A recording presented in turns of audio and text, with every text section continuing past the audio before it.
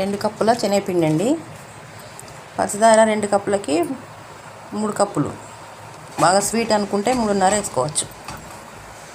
నెయ్యి గిన్నె రాసుకొని నెయ్యి గిన్నె పెట్టుకోవాలి మైసూర్ పాక్కి. అలాగే చక్కెర 2 కప్పుల 3 కప్పుల పంచదార వేసానండి. ఆయిల్ వేడి చేసి పెట్టుకున్నాను. చేస్తాను. కొంచెం పాకం వచ్చిన తర్వాత పిండి వేయాలి. శనగపిండి మైసూర్ పాక్కి తయారు. పిండి వచ్చేసిందండి తీగలాగా. ఇప్పుడు పిండి వేయాలండి. కొంచెం కుంకుమ పువ్వు కూడా వేయాలి. కొంచెం కుంకుమ పువ్వు వేయాలి, కలర్ కోసం కొంచెం మంచిగా ఉంటుంది.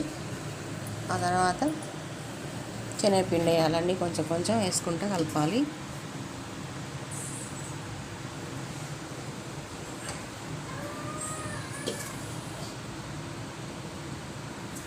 కలుపుతూ ఉండాలండి ఉండలు లేకుండా. కొంచెం దగ్గరికి అయిన తర్వాత నెయ్యి కానీ ఫ్రీడమ్ ఆయిల్ కానీ వేసి వేడి చేసి కలపాలండి.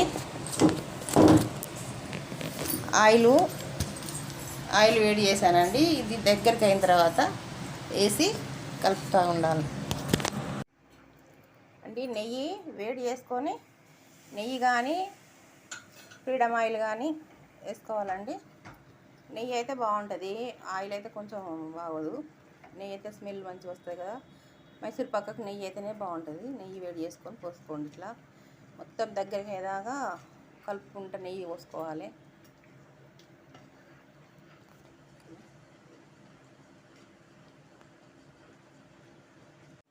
అండి. రెడీ అయిందండి. గిన్నెలో వేసి ఫ్లాట్గా చేసి చల్లారిన తర్వాత ముక్కలు కట్ చేయాలండి. వేస్తాను.